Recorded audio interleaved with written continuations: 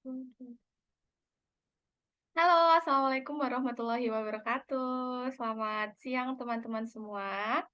Bertemu lagi dengan saya Rahmawati Istianing Rahayu atau teman-teman bisa panggil dengan Rahma. Nah, di kesempatan kali ini agenda kita adalah kenalan gitu ya. Nah, tapi sebelum nanti kita saling kenalan, izinkanlah saya memperkenalkan diri saya lebih dalam lagi kepada teman-teman semua. Tadi nama sudah ya teman-teman, sekarang, asal mungkin. Jadi saya asal dari Jombang, Jawa Timur. Mungkin ada yang belum pernah dengar, "Dari mana Jombang? Di mana sih itu?" Nah, Jombang itu adalah salah satu kota di Jawa Timur, ya mungkin teman-teman familiar dengan makam Gus Dur, mungkin salah satu, presiden Republik Indonesia. Nah, biasanya orang-orang tahu Jombang dari situ gitu sih. Atau ada juga yang tahu Jombang tuh gara-gara tahu nggak apa? Gara-gara dulu pernah ada beberapa kasus gitulah ya, Rian Jombang misalnya. Terus ada kemarin juga ada sempat viral, ya mungkin teman-teman tahu sendirilah. Oke oke next. Nah selain asal, jurusan kuliah saya dari Penyuluhan dan Komunikasi Pertanian di Universitas Gadjah Mada. Jadi teman-teman yang sekarang sedang ada di Jogja, halo Jogja. Saya lama di Jogja, kurang lebih ada 6 tahun, jadi 4 tahun kuliah, terus 2 tahunnya saya lanjut kerja di Yogyakarta gitu. Nah, tapi ada fun fact nih teman-teman. Selama di Jogja, saya itu 4 tahun terakhir tinggalnya nggak ngekos atau ngontrak atau apalah, nggak bayar lah istilahnya. Karena kebetulan waktu itu ada sebuah asrama gitu ya, yang memfasilitasi mahasiswa untuk mendapatkan beasiswa di sana. Nah, kebetulan saya menjadi salah satu mahasiswa tersebut. Jadi selama 2 tahun pertama saya free untuk biaya tempat tinggal. Terus di tahun selanjutnya saya menjadi salah satu pengurus di sana kayak gitu. Jadi ya alhamdulillah rezeki banget ya karena mungkin teman-teman tahu kan gimana UMR Jogja ya kan.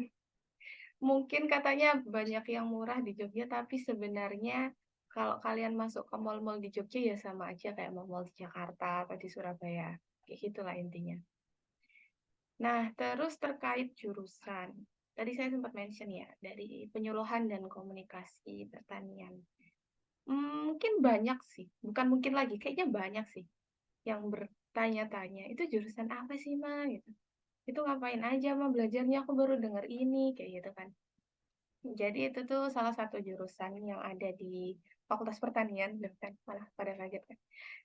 Di salah satu Fakultas Pertanian, dan konsen kita itu sebenarnya adalah Eee, ranah sosialnya pertanian itu, kayak anak ilkomnya, tapi spesifik agriculture gitu, teman-teman.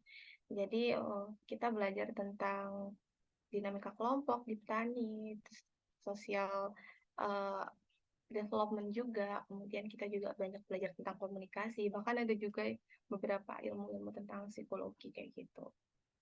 Nah, tapi sayangnya jurusan ini tuh memang nggak banyak gitu ya di universitas lain. Yang namanya sama itu cuma ada satu, yaitu di UNS. Terus ada satu lagi di IPB, tapi dia nggak sama persis namanya. Namanya agak mirip, SPKM singkatannya. Apa ya, aku juga lupa sih apa kepanjangannya. Cuma singkatannya itu SPKM. Cuma sama lah kita bergerak di bidang agriculture, tapi spesifik di ranah sosialnya gitu. Jadi nggak yang on farm banget, nggak yang kayak nanam atau uh, ngurusin pupuk tanah gitu enggak gitu. Jadi memang ternyata banyak sekali ilmu-ilmu pertanian yang mungkin orang lain nggak tahu gitu ya, tapi sebenarnya itu penting. Nah, terus biasanya orang-orang dari jurusan penyuluhan dan komunikasi itu dia lebih ke jadi penyuluh strategis di kementerian-kementerian maupun di dinas-dinas gitu yang bekerja sama dengan kelompok-kelompok tani, terus membimbing mereka, mendampingi kayak gitu biasanya. Jadi memang sangat spesifik. Nah, tapi ini ada cerita lain, teman-teman. Karena memang saya tuh anaknya agak nekat gitu ya kan. Jadi kerja saya sekarang itu tidak relate sama sekali, bahkan jauh sekali dengan jurusan tadi. Tahu nggak apa? Saya bekerjanya tuh di bidang apa ya namanya, mau bilang medis tapi juga bukan medis, teknik tapi juga bukan teknik. Ya, jadi ada salah satu perusahaan di Surabaya yang dia bergerak sebenarnya di gas medis, cuma saya di salah satu anak perusahaannya di bagian healthcare gitu. Nah, di sini maksudnya di Surabaya. Sekarang saya di Surabaya baru baru 1,5 bulan mungkin. Jadi di Surabaya ini saya bekerja di bagian healthcare, kemudian menangani tentang instalasi gas medis, kemudian pembuatan ruang operasi, terus ada juga namanya pneumatic tube system, itu kayak jalur lintasan untuk dokumen-dokumen atau alat-alat rumah sakit kayak gitu. Nah, kenapa kok jauh banget mah gitu kan? Karena kebetulan ini salah satu program MT di perusahaan di Surabaya ini, dan alhamdulillah dapetnya ini gitu guys, intinya gitu ya. Nah, tapi aku bersyukur banget sih teman-teman di sini karena bisa ketemu banyak orang, terus kita juga dibimbing langsung sama direksinya kantor, terus ada beberapa mentor juga yang membantu kita kayak gitu. Mungkin masih baru ya, jadi belum bisa cerita banyak, tapi intinya eh, ranah ini tuh ranah yang sangat penting untuk keberlangsungan pembangunan rumah sakit kayak gitu. Mungkin tidak secara langsung dirasakan ya, karena dia tuh project base gitu. Jadi memang kita harus bangun dari awal instalasinya dan itu memerlukan waktu berbulan-bulan biasanya.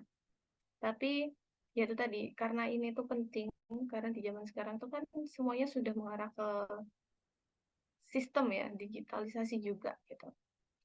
Kayak misal tadi yang ruang operasi, mungkin teman-teman di sini ada yang suka nonton drama Korea medis-medis yang bedah-bedah di ruang operasi, nah kayak gitu. Sebenarnya Indonesia tuh punya, sebenarnya Indonesia tuh punya, cuma mungkin belum semua rumah sakit, belum ya, saya bilangnya belum. Karena harapannya sih semua rumah sakit mengarah ke sana gitu.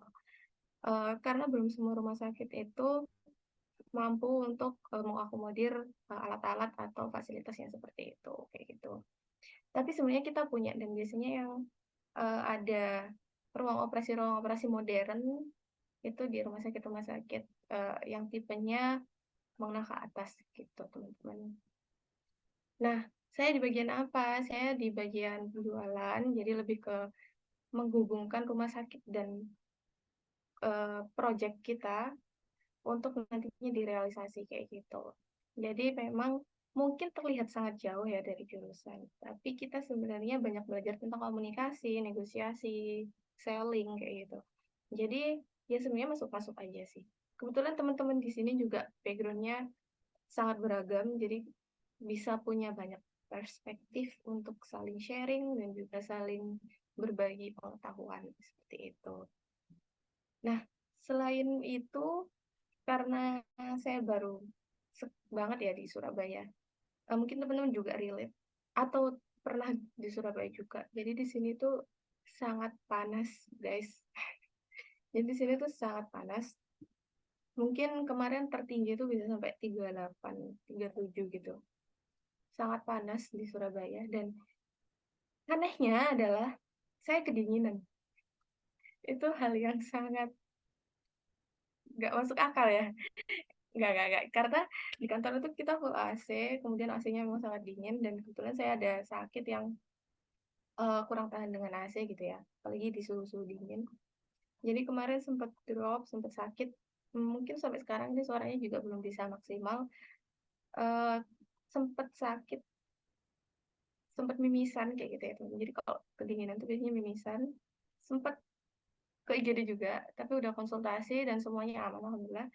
Cuma karena memang alergi dingin dan alergi debu, jadinya nggak boleh terlalu sering terpapar kayak gitu. Dan ya itu tadi situ semacam anomali gitu ya, orang-orang di Surabaya pada kepanasan, saya kedinginan tuh kayak ya gitu. Mungkin itu aja sih cerita saya tentang diri saya. Nanti kita bisa lanjut di cerita-cerita berikutnya, seperti itu teman-teman.